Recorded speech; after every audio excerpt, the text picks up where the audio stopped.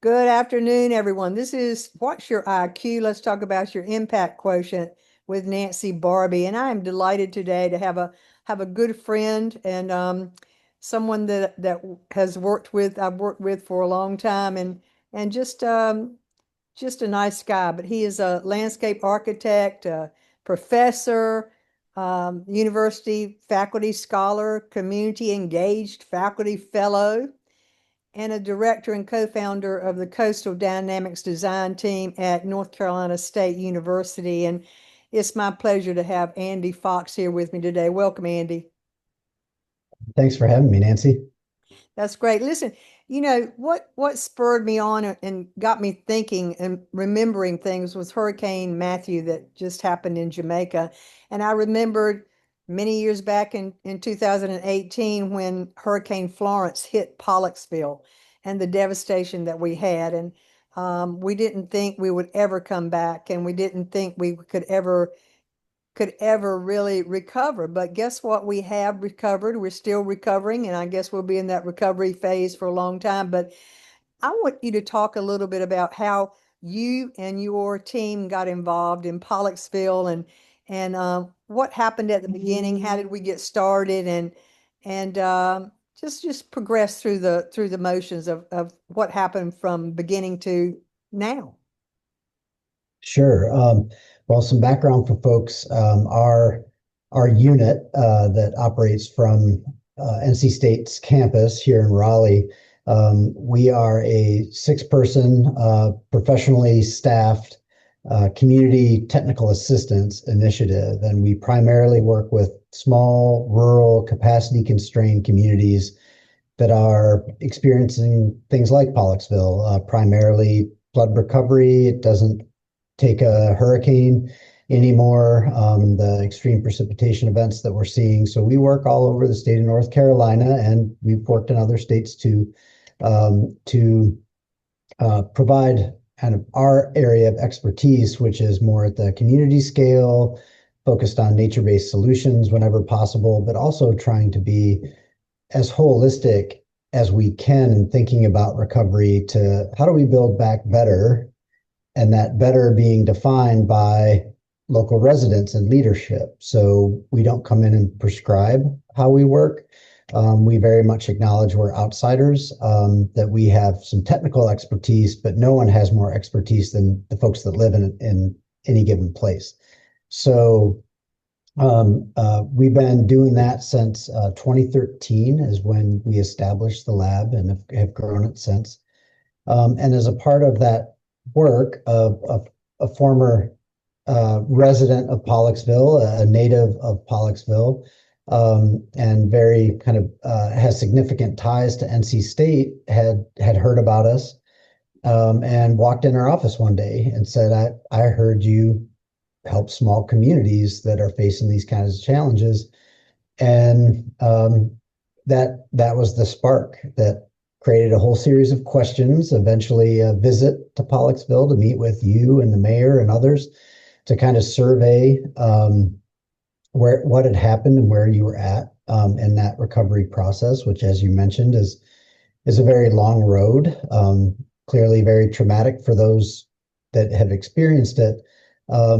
But it can be almost equally as traumatic dealing through very slow governmental programs and processes and other things. So that's where we try to step in to, as much as possible, accelerate that recovery process with a vision towards the future. Is how do folks that live there want it to be? If we're going to build it back, let's do it in a way that's both resilient and gets at like other opportunities. So let's not just build it back the way it was, but kind of armoring it. Let's figure out like how do we use this unfortunate opportunity, but an opportunity nonetheless, to invest in the things that really help to propel a community into being what it wants to be, or believes it can be in the future. So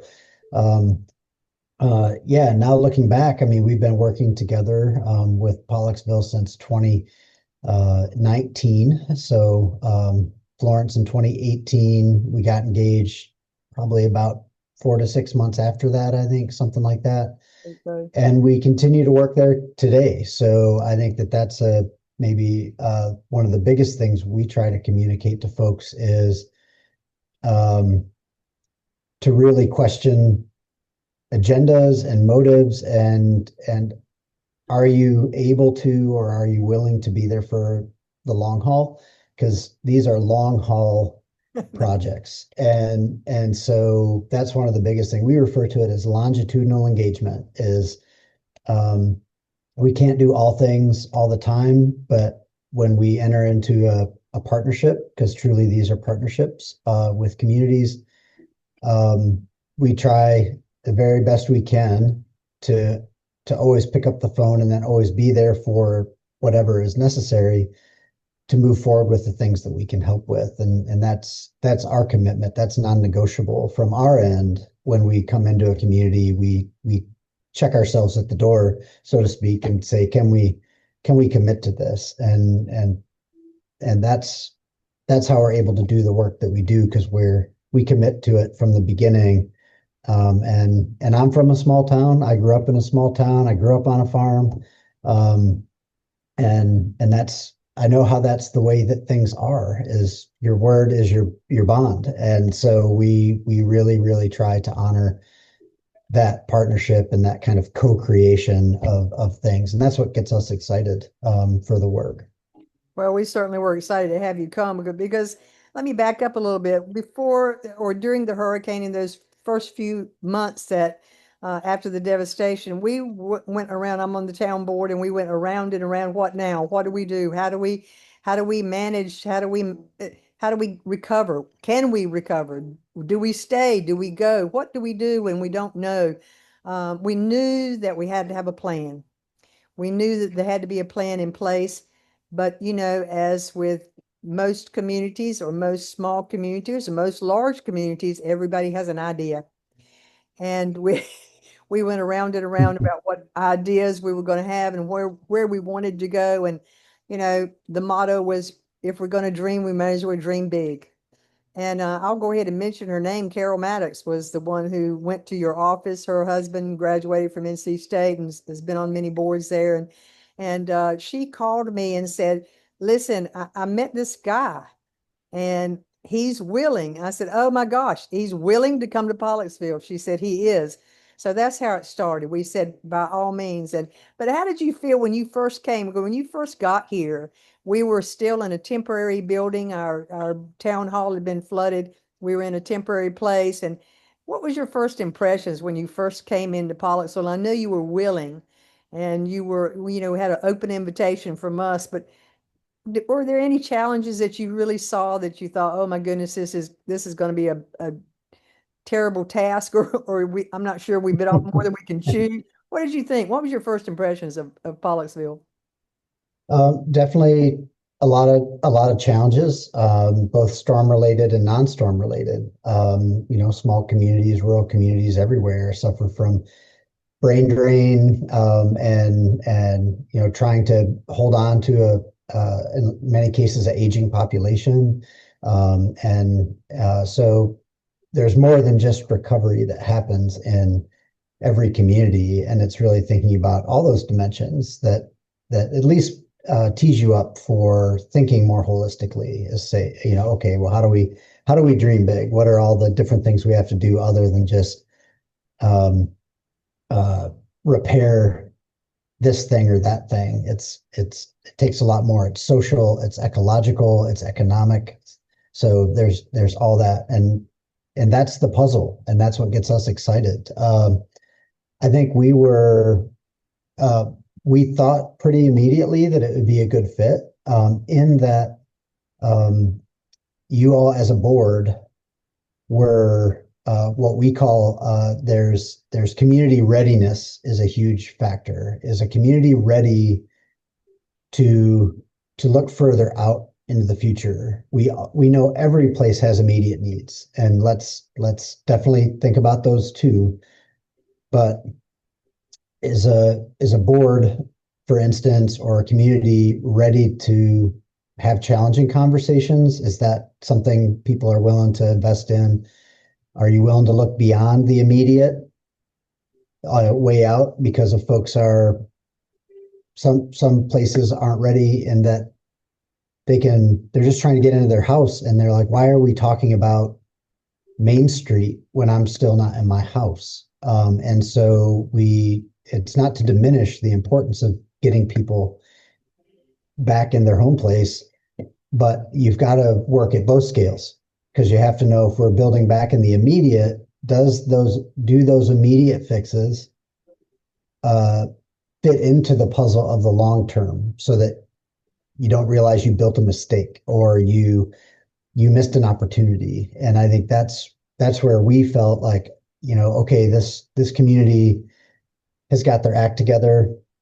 Everyone seems to be on the same page. And to your point, you were all in a spot where you also knew you needed something to guide both the process and eventually like the immediate process of figuring out like how do we prioritize, how do we think about how things go together, but also um, kind of ready for something as ambitious as it could be within the realities of your community, whether that's population size, annual operating budget, access to other resources that were outside of the community. So um, for a very small town, you all were very sophisticated in how you were projecting about what needed to be done. And that's like when we hear that, that's like, okay, we've got our community champions because we cannot implement anything. You all have to do it. We're just there to help facilitate those conversations and strategically align them with opportunities. That's really what we do in our design and planning work. But if there's no one home to drive that locally, it's not going to get very far. So members of the board, Mayor Bender, folks like Bob and Carol Maddox. I mean, there's folks that are committed to each step, and that's another part of community readiness is who are the champions, and it shouldn't all land on one person. And then that commitment is really what I think empowers everybody in it. Like you start to move past, you move towards belief, and then you start moving towards a reality. It's like, wow, it's really happening.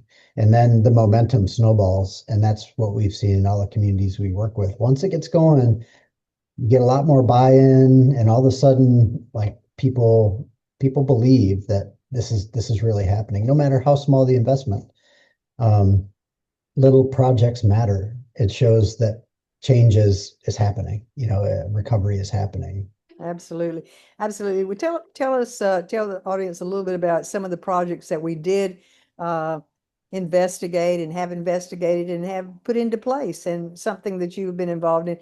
Let me tell you, folks, Andy and his team have been involved in every step of the way of our recovery. So, but tell us a little bit about what you projected our vision was and how that projected into the flood print and our plan in place that's in place now.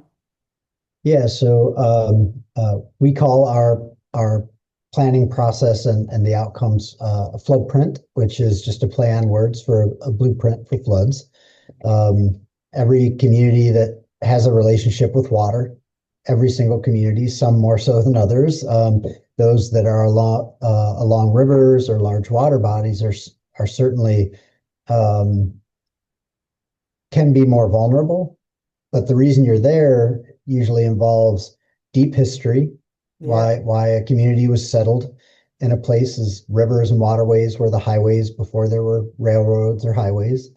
Um, and also thinking about the beauty that comes with those resources. So um, that relationship between people and water is um, what we're really interested in is how do we make sure that that remains a positive relationship, even though there are threats that come with that relationship. And so our projects, we had four primary project areas that came out of our floodprint work with Pollocksville. One involved Riverfront Park. The other one was your main street, making sure that you had the best, little commercial strip that Pollocksville could have to be able to bring in business, have that tax base, do all the things that every community needs. To be truly resilient means you need to be economically viable as a community as well. We work with the town and the state to redelineate a voluntary buyout zone. So through flood mitigation programs, property owners have access to funding to be elevated or to have their property purchased, to move, be able to use that income to move to a safer place, less flood prone place. And then thinking about reforestation, or what do we do with any land that becomes town owned and vacant, because now you don't have tax base in your small town without a parks department. And so kind of working through that reality of, well, how do you manage open space in a way that doesn't make you as a community more economically distressed than what you might already be experiencing. So those were kind of the different projects. And where we started was down at Riverfront Park, because the town was already in the process of moving its town hall to higher ground. And so that was a natural starting point, was River's Edge. And what can we do to honor that park site, former town hall site, but at the same time honor the river and make sure the river remains clean, because again, there's a relationship there. And so we worked through a design process, helped the town receive some external grant funds to be able to do some restoration work on the former town hall site. Primarily that restoration was in the form of bioretention, which is basically rainwater catchment in the landscape to be able to collect that water, infiltrate that water, cleanse that water, filter it before it goes back into the Trent River. So really a beautification and ecological enhancement type of project. And we amenitized it. There's educational signage, places to sit, all those types of things that we think are real betterments to the park and also to nearby nature. Native plants, pollinators, birds, all those types of other park users were part of that visioning as well. Then moving kind of out of the park site towards downtown, another project that was just kind of being planned was the Main Street repaving. And so we were able to get into that conversation and work with the North Carolina Department of Transportation and town leadership about what we call a road diet. So if they're already going to repave and restripe, how do we narrow down an overly wide road in which people were driving way over the marked speed limit? And so that was to narrow lanes through striping. We put some planted bulb outs in, parallel parking, bike lanes, sidewalks, which the town never had, and street trees to be able to both beautify and also help cool the town in terms of that strip. Pollocksville is a hot place in the summer, and to be able to kind of work on Heat Island and just comfort for folks walking to the post office, we wanted to make sure that, again, there was an attractive main street and it wasn't like a highway going through your small downtown. So the main phase one of that is complete, just like Riverfront Park. Phase two is additional sidewalks, kind of moving up and out of town beyond the new town hall location. And then where we're at now is working to recoup money that was pulled from the federal administration. They canceled a FEMA brick grant on the town. So the viewers here can understand, Pollocksville was awarded. It's a FEMA BRIC grant. BRIC stands for Building Resilient Infrastructure in Communities. It was a little more than $1 million grant to elevate commercial structures or flood-proof commercial structures in town. The current federal administration came in and they canceled that program even to communities that had funding congressionally appropriated. So Pollocksville made it through not just selection, but the US Congress had appropriated those dollars for the purposes of elevating businesses to keep Pollocksville viable. And that money was pulled back from the federal administration. So we have recently resubmitted to a different program, basically that same project to try to recover those funds through different funding mechanism. And we think it's going to be very, very competitive. I don't want to jinx anything, but I'm highly confident that the funding is going to come through. And that's going to allow us to do that elevation work, which is critical to get those businesses flood-proofed or elevated, and some residences along Main Street to get them elevated. So the next time when a flood comes, because there will be a next time, that in a couple days, town will just be back up and running. And again, no loss of property, no loss of life. And those are our key things. So that project, we continue to work with town on that in terms of making sure that that project remains in play. And then the final one is coming back in when all this kind of construction, rebuilding is done. And we know what the actual voluntary acquisition programs, which property owners decided to have their properties purchased. And, that is a slow process and it's very personal. So we don't have access. That's very sensitive information. That's homeowner by homeowner. So once we know that better, then we'll take that last project, that kind of phase 4, and work on a design for that now green space. Because when property owners take that voluntary buyout, a governmental program will buy that property, will remove the home in perpetuity. There can never be another built conditioned structure on that property in harm's way, but it can be green space. It can be amenitized as a park-like thing with trails and signage and even open air things like gazebos and shelters so that folks can really enjoy it. And Pollocksville being the gateway to the Croatan Forest, we feel like that there's real potential there to support kind of an ecotourism approach for the town. And that's another reason why the bike lanes and other things are really important, because Pollocksville is on a state identified bike route that connects all these points of interest along the way. So those are all the projects. That's kind of the status update of where we're at. Some built, some in progress, and some to be determined. That's great. I'm telling you, I'm looking forward to that. I know you don't have a crystal ball, but any idea of a timeline when that additional funding will come through? Any clues that the government has given you, or? When it'll be released, we're not sure. It's always slower than we think, or we ever want it to be.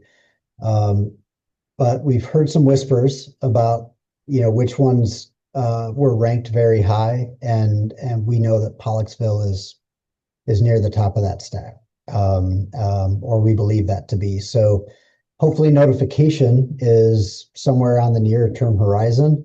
When the actual money is there is anybody's best guess, but we feel like this project is so necessary and so warranted that if it scored very, very high, it's in the state's best interest to get it funded fast, because it's good for everybody. It's good for Pollocksville.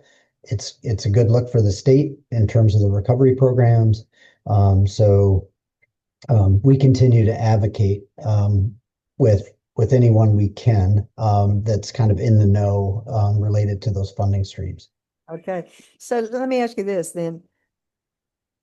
Once all of those things are completed and we've raised those homes and businesses, hopefully businesses then will come in and want to relocate there because of the I think a lot of people are afraid of the flooding, which I can't blame them exactly.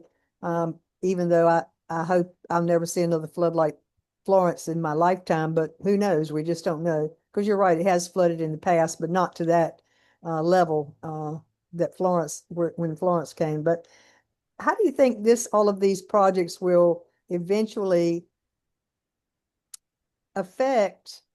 Will it help? Will it hurt? Will it build up the rural land development? I mean, we do have some rural properties in the area that could be developed but have not been. And I hear a lot. I mean, I've been researching a lot about from different companies, and I always hear, "Oh, you don't have the traffic.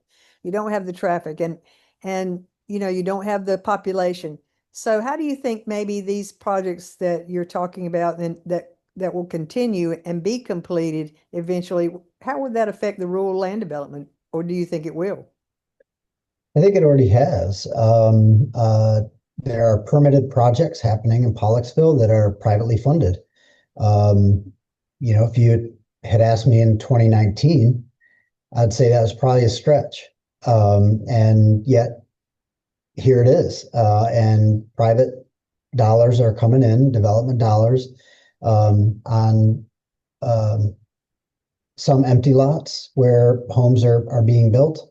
And then in other places where damaged properties were sold privately, and now new homes are being constructed at um, safe elevations. And so it's not to say new things are coming in and putting like brand new things in harm's way.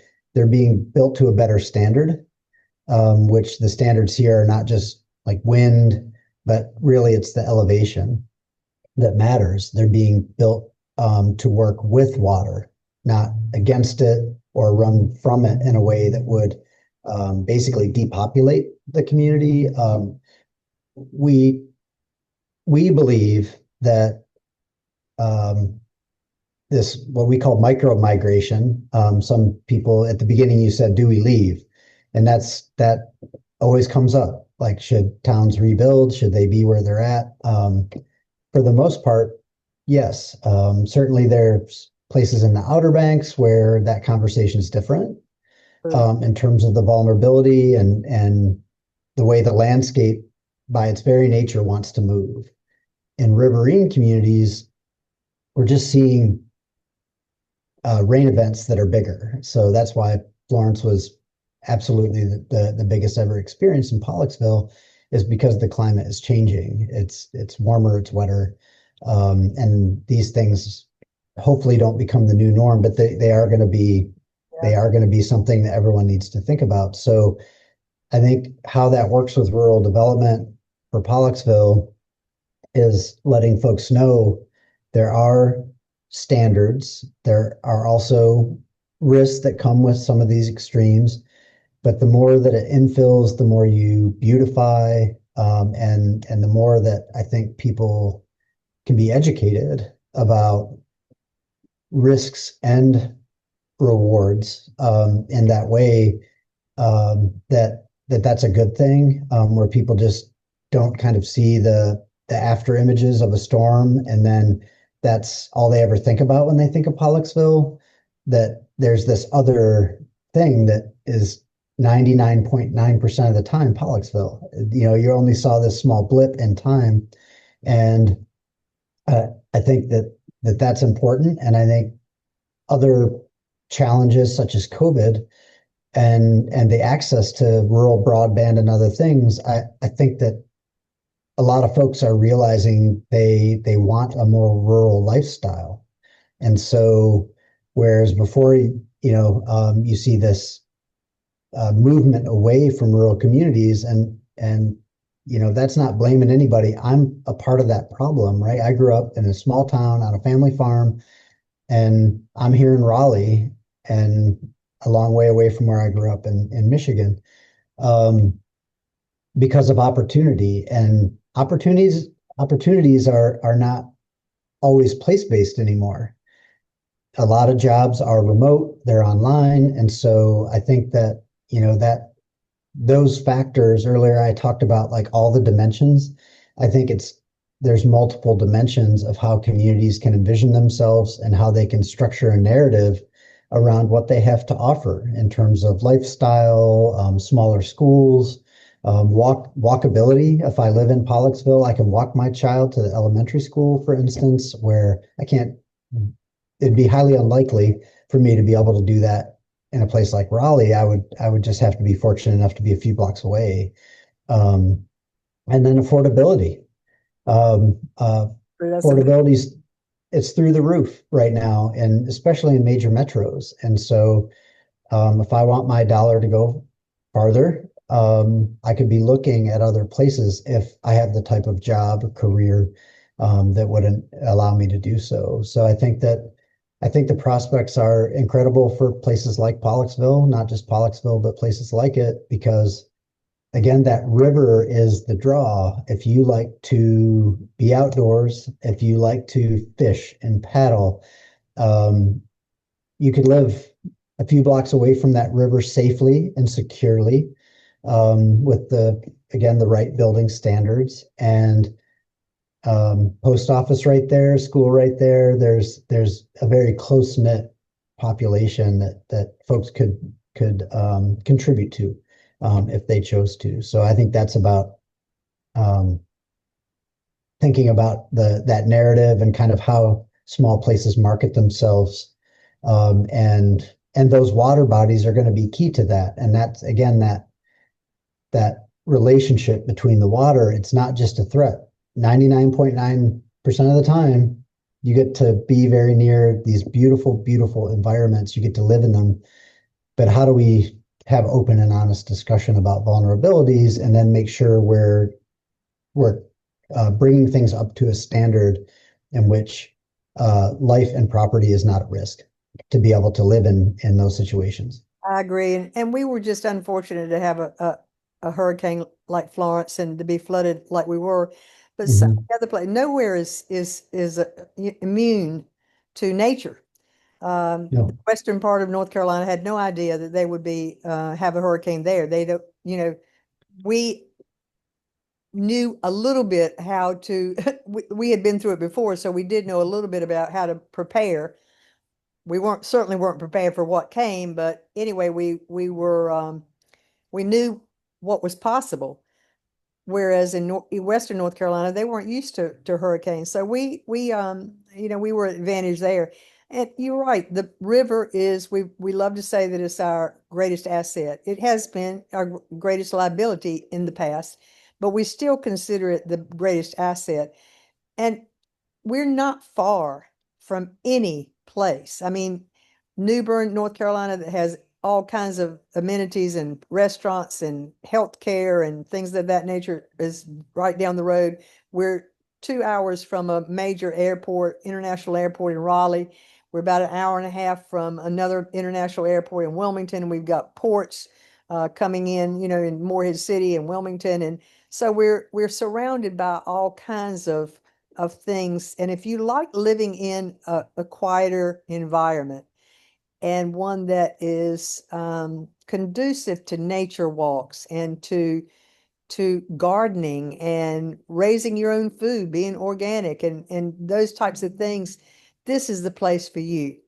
I did the same thing, Andy. I moved away when I was younger, and after college, I moved away, thought I wanted to get into the bigger city, and life happened, and I had to come back home for a sick parent.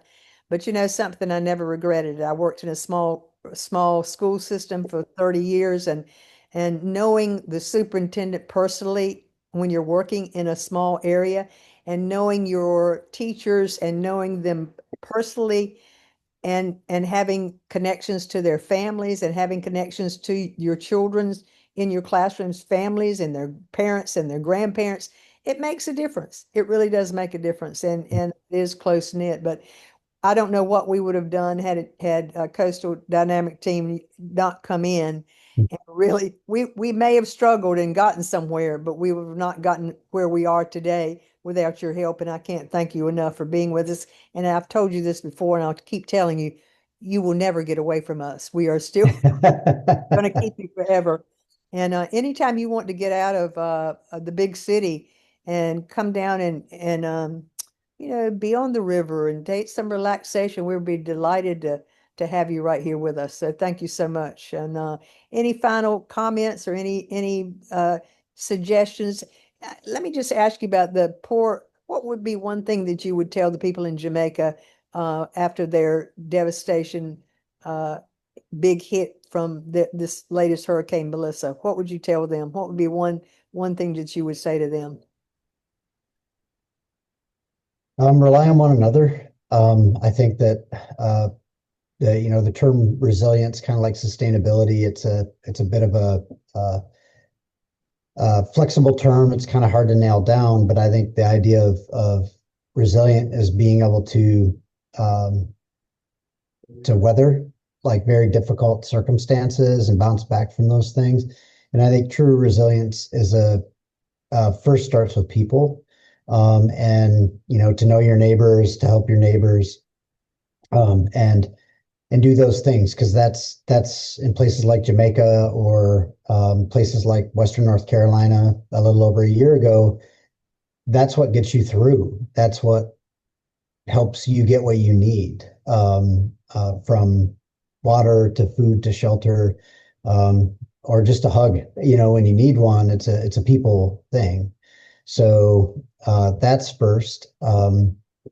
I do think that a plan matters. I think that there's a lot of things that happen kind of in a ad hoc bootstrap way in recovery, where people are just trying to get the lights on, get the water running, and it's piecemealed back. And I know that resources are different everywhere, but I think that that's why we named our work flood printing, is because you need a blueprint. You probably wouldn't build a house without plans, because who knows how it would come together, who knows how strong it would be.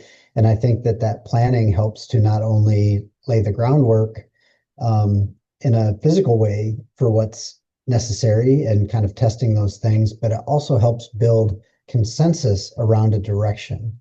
And so that the planning process or the design process is what stands between those social things that are so important, and the kind of bricks and mortar of things is a process that builds a collective vision as much as possible, towards this, like, what is it gonna be next? Because it's got to be something. Decisions have to be made. So a really strong process. People need to work with empathy is first and foremost in that planning process.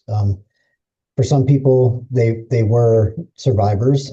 Folks like us, we come in and we always ask ourselves, what if it was us? What if it was our family? What if these were our friends? And everyone becomes a friend, and we become family too, through the process. But at the beginning, we're always asking ourselves that, is we need to treat this as though it was us. And then I think patience is kind of an unfortunate necessity, is that it will be a very long road.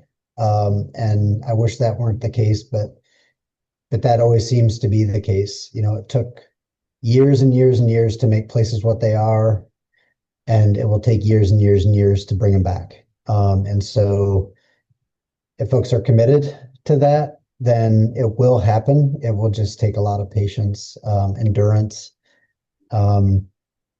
tears and laughter will all be a part of that process as well.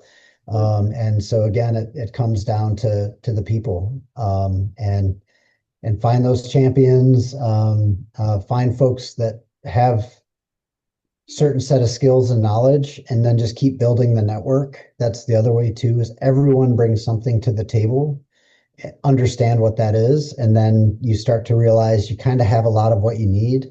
You just need to open yourself up to that, and then figure out what people are able to contribute the best you can. So yeah, stay strong. In that, it's easy for me to say. I've never had to endure what you've had to endure or what folks in Jamaica are enduring. Um, but I know that if everyone's in it together, that's really the only way it'll ever happen is everyone being in it together. Well, that's the whole key is working together as a team. And I can't thank you enough and Travis and Leslie, members of your team and your interns, all that helped us throughout our trials and tribulations and continue to help us grow and become a thriving town. So thank you so much, Andy. It's been great talking to you and thank you for being with me today. And folks, he did have an impact on our town. So this is What's Your IQ? His impact really made a difference with Nancy Barbie. Thanks again, Andy. Thank you for having me, Nancy.